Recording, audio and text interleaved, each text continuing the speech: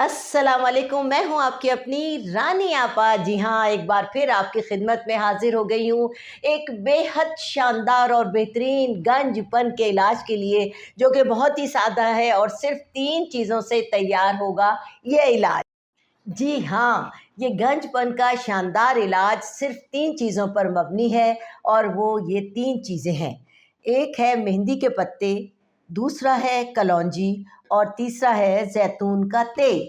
और जनाब, ये इतनी आसान और ख़ूबसूरत रेमेडी है कि इसके बेहतरीन रिज़ल्ट हैं, बेहतरीन रिज़ल्ट थे और बेहतरीन रिज़ल्ट आते रहेंगे। ये दोबारा से नुस्ख़ा आपकी यादों को ताज़ा करने के लिए बता रही हूँ। ये तकरीबन 18 से 20 साल पहले मैंने प्रोग्राम 16 सिंघार में बताया था, जो कि मेरी किताब 16 सिंघार के नाम से है, इस किताब में भी है। अब गाहे बगाहे मैं आपको वो नुस्खे भी याद दिलाती रहूँगी जो कि मेरी पहचान बने। और गंजपन का ये बेहतरीन इलाज जब मैंने प्रोग्राम 16 सिंघार में बताया था, तो इंडो पाक में इस नुस्खे ने धूम मचा दी थी और इंडिया से हम फ़ोन आया था, ऑन एयर लाइव प्रोग्राम में फ़ोन आया था, जिन साहब को बहुत ज़्यादा फ़ायदा हुआ था और पाकिस्तान में बेशुमार लोग इस नुस्खे से फैज़याब हो चुके हैं।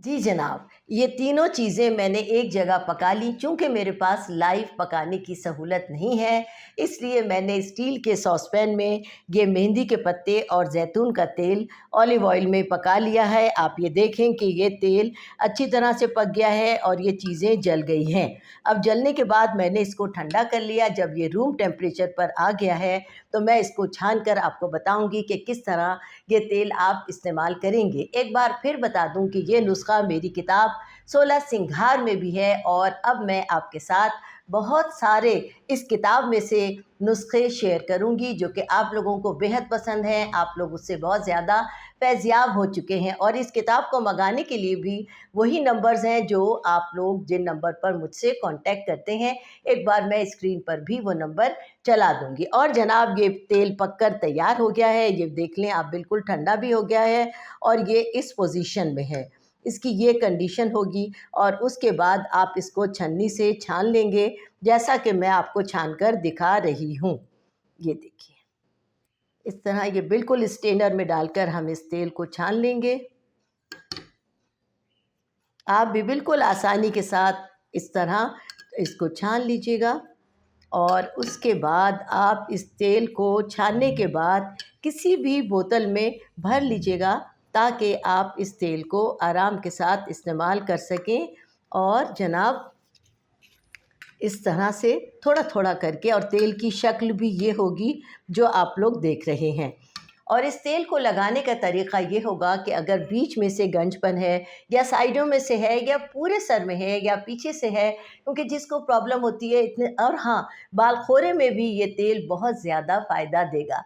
लगाने का तरीक़ा ये होगा कि जहाँ पर ये मसला है वहाँ पर हल्के हल्के पहले टैपिंग के साथ तेल लगाएंगे।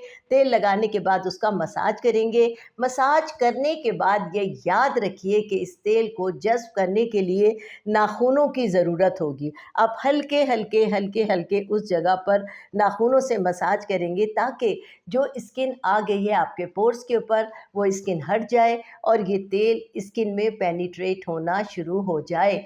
अल्लाह के फजलो करम से आपको विद इन वीक रिज़ल्ट मिलना शुरू हो जाएगा। ख्वाह सर में इस्तेमाल करें, ख्वाह आईब्रोज़ में करें। और हाँ, आई लैशेज़ में ये तेल इस्तेमाल हो सकता है, लेकिन बहुत ही एहतियात के साथ, क्योंकि अगर आई लैशेज़ पर आप तेल लगाएं, आँख के अंदर चला जाए तो आँख में थोड़ी सी तकलीफ़ होती है। तो लिहाजा जब ये तेल उस जगह पर इस्तेमाल करें तो बिल्कुल ख़त्म हो जाएगा आपकी उंगली से तेल, तो आप उसको लेकर आई लैशेज़ पर इस तरह फेर लीजिएगा। तो अल्लाह के फ़ज़ल से ये मर्ज़ ख़त्म हो जाएगा। और हाँ, एलोपेशिया के मरीज़ भी ये तेल इस्तेमाल कर सकते हैं। इसको इस्तेमाल करें, मुझे अपनी दुआओं में याद रखें और रिज़ल्ट गाहे बगाहे मुझे ज़रूर बताते रहें। मुझे आपकी राय का इंतज़ार रहेगा।